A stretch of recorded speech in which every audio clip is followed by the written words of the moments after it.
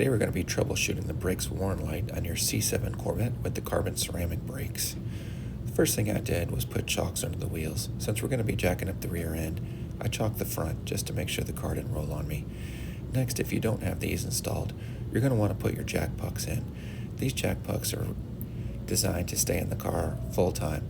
I did another video of how to permanently install them, but here's a little snippet so you can see what they would look like. This is where you're going to place your jack as you jack up the car.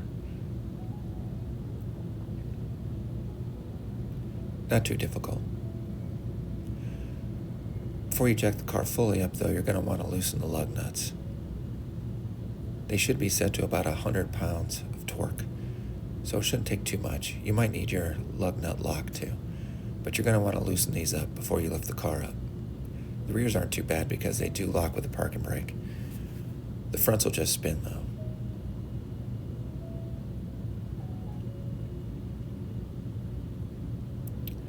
Alright, now that you got them loosened up, I don't take them all the way off because I don't want the wheel to fall off.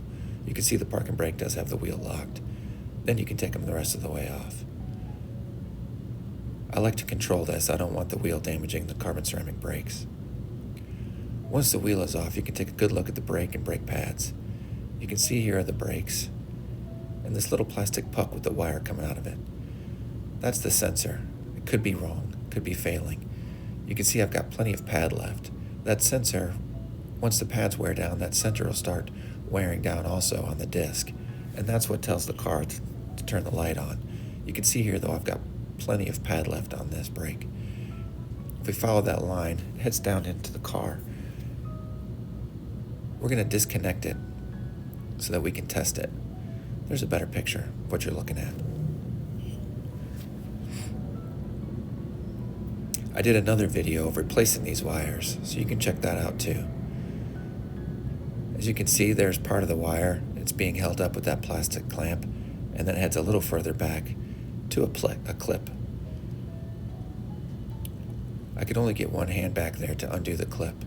Be careful with them though. There's a good picture of the clip. The left side is what pops out. The right side is connected to the car. Once you disconnect it, you'll be able to take a look at it. Here you can see there's just two wires. The clip is just that little gray pin that pins out. You could use a screwdriver to help pop it out, but again, you need to be really careful that you don't break the plastic. I had to do this with one of them. It worked out okay. These things are about $40 to $50 a piece, so if you do break one, they're not too horribly expensive to put in place.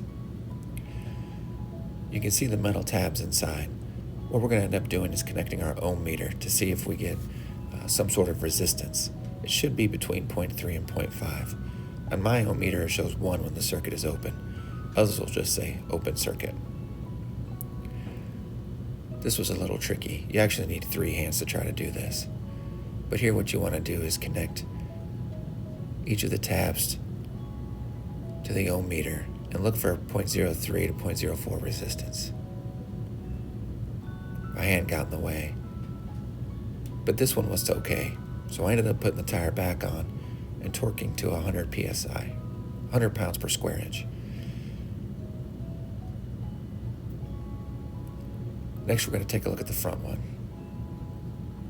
If the circuit were bad, you would see open circuit, or on my ohm meter, you would just see the 1.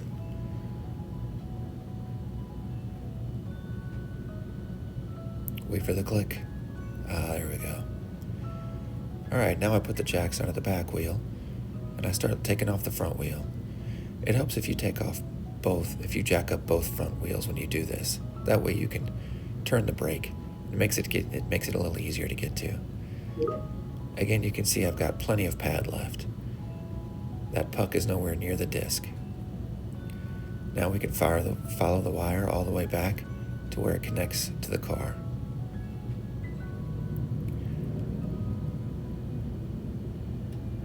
The front and the back are different, but the left side front and the back side front are the same. Here's a picture. You can see the gray clip right there that needs to be pulled out so the cannon plug comes off. If the front end is in the car and in the air, it's real easy to turn these brakes to get better access. Here you can see I've unplugged it. That's what it looks like. that doesn't move very well, and there's not much room in there. But here you can see the plug looks exactly like the one in the back. When I tested this one, it shows that I had an open circuit. It gave me the 1 meter. This means that this is the wire that failed, so I was able to replace this one and go by my day. I hope this helps. Thanks for watching.